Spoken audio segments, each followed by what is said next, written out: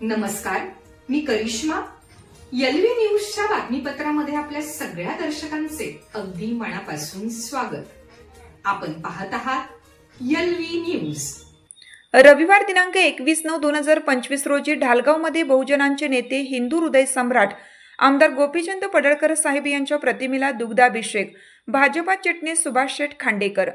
रविवार दिनांक 21/9/2025 रोजी ठीक 10 वाजता ढालगाव परिसरातील हिंदू हृदय सम्राट आमदार गोपीचंद पडळकर साहेब यांच्यावरती प्रेम करणाऱ्या तमाम गोपीचंद समर्थकांनी उपस्थित राहून आमदार गोपीचंद पडळकर यांच्या पाठीमागील एकजूट शक्ती दाखवून देण्यासाठी उपस्थित राहावे ही नम्र विनंती भाजपा चिटणीस सुभाष शेठ खांडेकर यांनी केली आहे. गोपीचंद पडळकर हे बहुजन समाजातून राजकारणात पुढे आलेले नेते असून त्यांनी ओबीसी, शेतकरी आणि ग्रामीण भागातील प्रश्न सातत्याने मांडले आहेत. जत विधानसभेचे आमदार असलेले पडळकर हे राज्यभर कष्टकऱ्यांचा मुलगा म्हणून ओळखले जातात.